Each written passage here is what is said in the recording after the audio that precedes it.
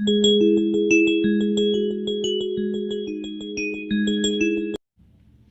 Everyone, आज का जो हमारा लेक्चर है उसमें हम लोग बीटा गामा फंक्शंस के बारे में पढ़ेंगे।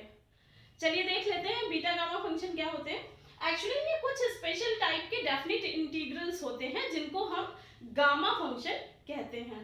तो देखिए सबसे पहले हम लोग गामा फंक्शन क्या होते हैं, for n is greater than 0 n integral of the type integration 0 to infinity e to the power minus x to the power n minus 1 dx is called the gamma function and it is denoted by gamma n। अब देखिए gamma function generally n is greater than 0 के लिए ही exist करते हैं। Negative values के लिए gamma function exist नहीं करता है। इसका ये मतलब है कि कुछ पर्टिकुलर नेगेटिव वैल्यूज हैं, सिर्फ उन पे ही हम गामा फंक्शन एग्जिस्ट करा पाते हैं। In general her negative value के लिए गामा फंक्शन एग्जिस्ट नहीं करता है। मल्टी वेरिएबल कैलकुलस में जब हमें 2 डायमेंशन या 3 डायमेंशन कर्व के area, volume, mass, centre of gravity या इनर्शिया ये सारी चीजें जब निकालनी होती हैं तो वहां पे गामा फंक्शंस और बीटा फंक्शंस के इस्तेमाल से जो आपके क्वेश्चंस होते हैं वो बहुत ही इजीली आप लोग सॉल्व करेंगे। गामा 1 की वैल्यू निकालने के लिए हम लोग क्या करेंगे, putting n is equal to 1 in above formula, gamma 1 is equal to 0 to infinity e to the power minus x to the power 1 minus 1 dx। 1 of course greater than 0 होगा, तो अब देखिए ये x की पावर 0 हो जाएगा और x की पावर 0 की वैल्यू 1 हो गई। एक चीज हमें और पता है कि integration e to the power minus x dx जो होता है वो minus e to the power minus x होता है। तो हम लोग क्या करेंगे, यहाँ पे जनरली ये वैल्यू 1 हो गई तो यहाँ पे सिर्फ e to the power minus x dx बचा और e to the power minus x का integration minus e to the power minus x limit 0 to infinity हो गई।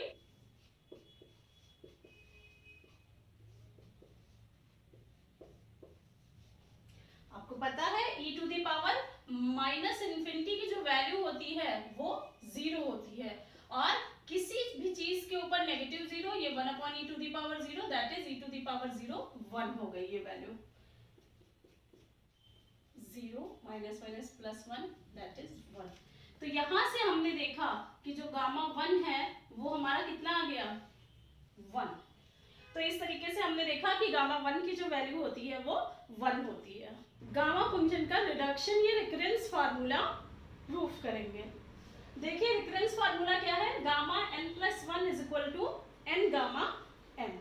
तो अभी आपने गामा n की वैल्यू क्या पढ़ी थी, gamma n is equal to integration 0 to infinity e to the power minus x to the power n minus 1 dx for n is greater than 0। अब अगर हम अपने जो रिकरेंस रिलेशन है उसका LHS साइड हम ले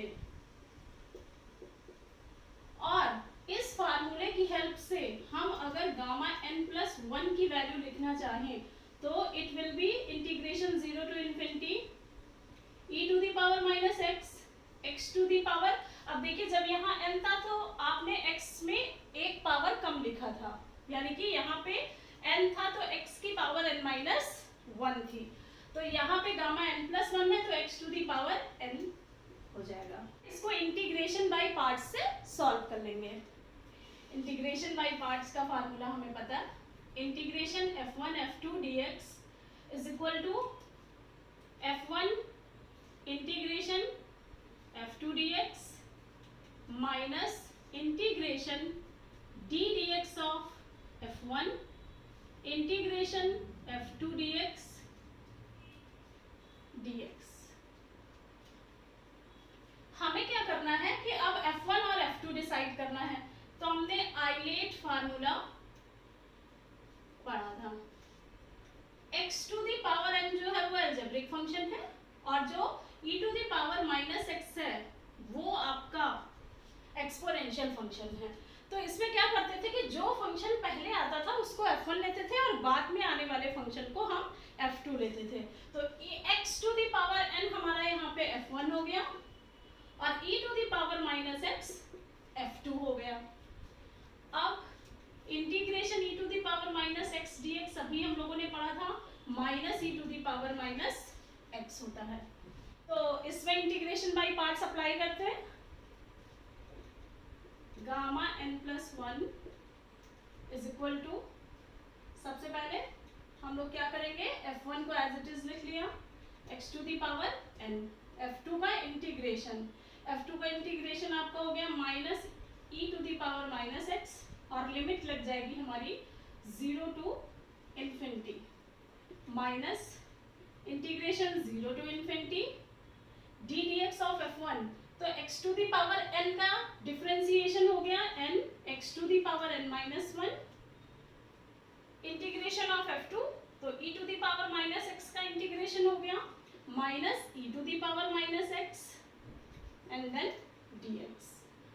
अब हम लोग क्या करेंगे, अपर लिमिट इसमें लगा देते हैं, limit extending to infinity minus x to the power n upon e to the power x। और जब लोअर लिमिट हम इसमें लगाएंगे तो लोअर लिमिट में e to the power minus 0 1 हो गया और 0 टू दी पावर n 0 हो गया, तो 0 और 1 का जो मल्टीप्लाई होगा वो 0 हो गया। तो अपर लिमिट की ये वैल्यू हो गई और लोअर लिमिट जो है वो 0 हो जाएगा। यहाँ पे माइनस माइनस ये प्लस हो जाएगा, integration 0 to infinity e to the power minus x to the power n minus 1 dx minus limit extending to infinity x to the power n e to the power x plus n। अब देखिए ये gamma function के फार्मूले से ये जो हमारा value है वो गामा n हो जाएगी।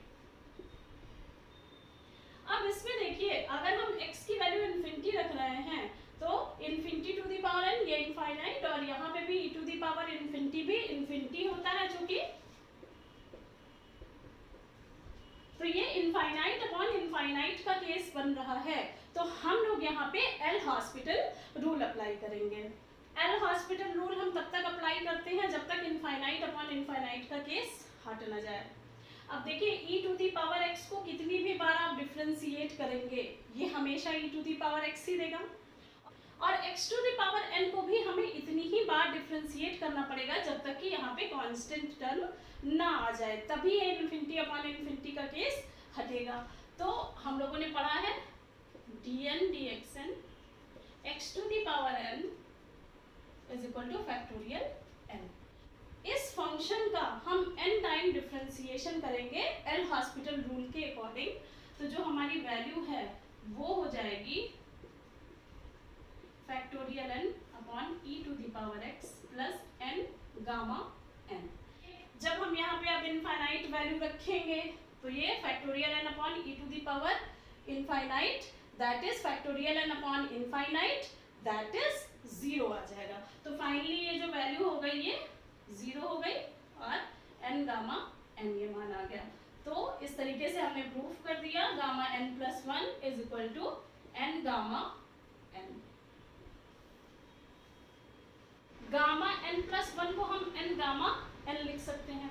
तो सेम फार्मूले से हम गामा n को क्या लिख पाएंगे, n minus 1 gamma n minus 1। तो हमने यहाँ पे इसको लिख दिया n minus 1 gamma n minus 1। और अगेन अगर मैं इसमें सेम फार्मूला रिपीट करूं n minus 1 n minus 2 gamma n minus 2, हम जितने टाइम ये फार्मूला अप्लाई करते जा रहे हैं लास्ट टर्म पे तो हमें एक नंबर डिक्रीज होते हुए मिलता है। तो इसी तरह अगर हम लास्ट टर्म पे सेम फार्मूला रिपीट करते जाएंगे तो लास्ट में हमें एक वैल्यू मिलेगी 1 गामा 1। तो after certain steps we will get n minus 1 n minus 2 n minus 3 and so on 3 2 1 gamma 1। हमने ये भी अभी प्रूफ किया है कि गामा 1 की जो वैल्यू होती है वो 1 होती है। तो लास्ट में हम गामा 1 की जो वैल्यू है वो रख देंगे 1।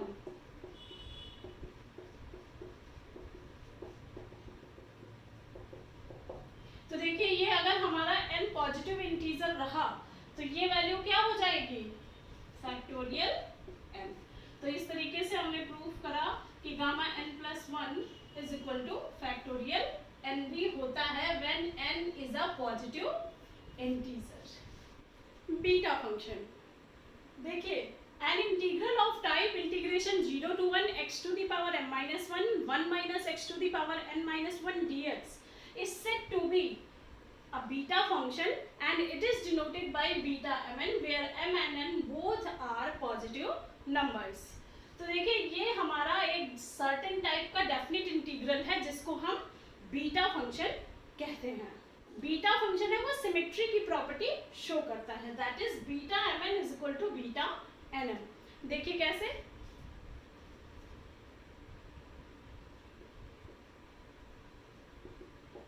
डेफिनेट इंटीग्रेशन की हमने एक प्रॉपर्टी पढ़ी है कि integration 0 to a fx dx is equal to integration 0 to a f a minus x dx।